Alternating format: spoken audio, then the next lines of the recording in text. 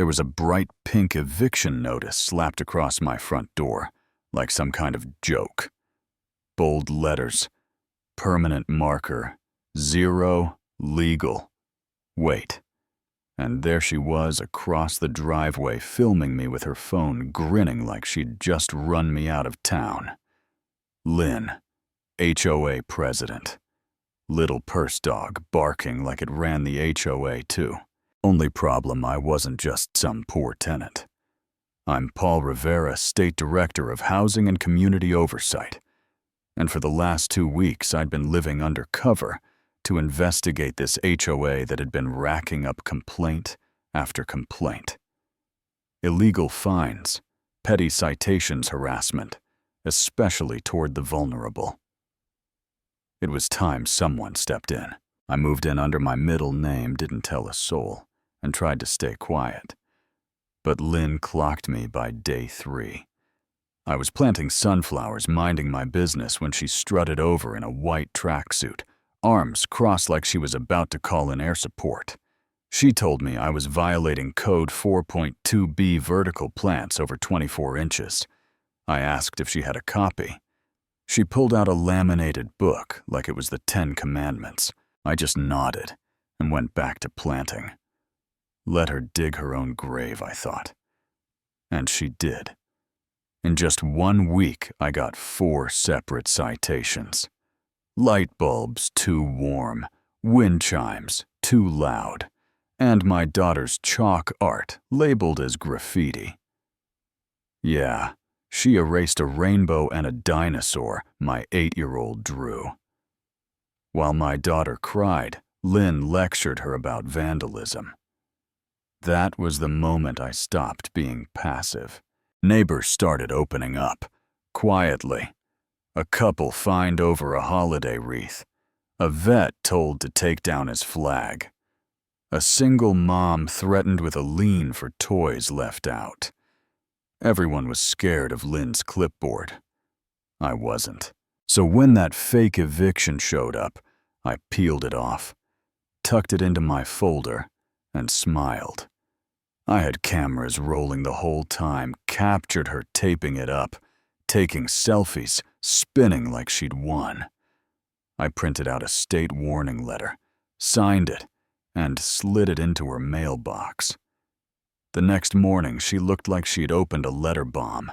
She didn't slow down, though. Next citation accused me of storing garden tools in a threatening posture. I literally laughed, framed it. Then a guy named Bill, retired contractor, cornered me in the grocery store. Said, "You with the state." I just smiled. He nodded and said, "It's about time." That night, I uploaded everything video docs, all the BS, to the state housing abuse portal. A few days later, Lynn came back harder. Showed up at sunrise with her fake HOA patrol, yelling about my mailbox height, my daughter's chalk, and my aggressive posture for walking outside to check the mail. I didn't argue. The cameras caught everything. Then came the anonymous message. "She's getting paranoid. Watch yourself." I knew what was coming. Lynn started sending mass emails claiming I was a government fraud. A criminal even accused me of harboring illegal pets. Neighbors were confused.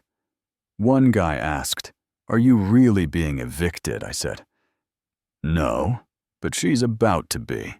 I drafted a formal request for 5 years' worth of HOA records, sent it on official state letterhead. 2 days later, I heard Lynn screaming on her porch.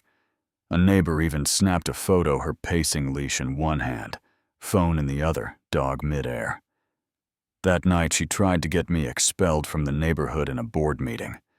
Didn't go her way. Next morning, I found all 4 of my tires slashed. No cameras caught it, but I didn't need proof. I called a tow truck. When it showed up, Lynn stormed out in a bathrobe, screaming about conspiracies. The driver just shook his head and said, "Lady, I fix cars." I started walking the block more, just chatting. People were cautious then. Warmer.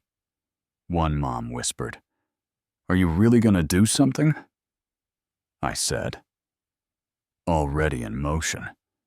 Then I filed the audit request, harassment, financial misconduct, everything.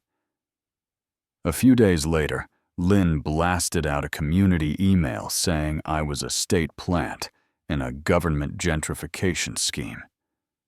That rant got turned into memes. Then came the audit. 3 unmarked state vehicles pulled in, no lights, no drama, just business. They walked up to the HOA office, Lynn's command post, where a giant banner said, "Respect the rules. Love your neighborhood." She answered the door in a too tight blazer, tried to stall. They handed her a sealed file. Game over. The auditors found everything: fake committees, SBA payments, dog grooming fees, security upgrades funneled to her cousin's company. No permits, no receipts. The board saw the report, held a vote. Lynn was suspended. Then the cops showed up, not to arrest her, just to escort her off HOA property. For the first time, she didn't shout. She just looked hollow. The next day, the neighborhood changed. Folks came outside with cookies, lemonade flags. Kids covered the sidewalks in chalk. One even drew a cartoon toilet labeled Queen Lynn's Throne. I sat on the porch with my daughter, watching her draw. She looked up and asked, "Think she'll yell again?" I said. "Not this time." That night, I sent in the final batch of evidence. The case was sealed. But this story, this kind of abuse, it's not rare. It's what happens when small power goes unchecked. So now I'm curious. Have you ever lived under a petty HOA tyrant? Do you think these neighborhoods need more oversight or less? Drop your thoughts in the comments. I'll be reading every one.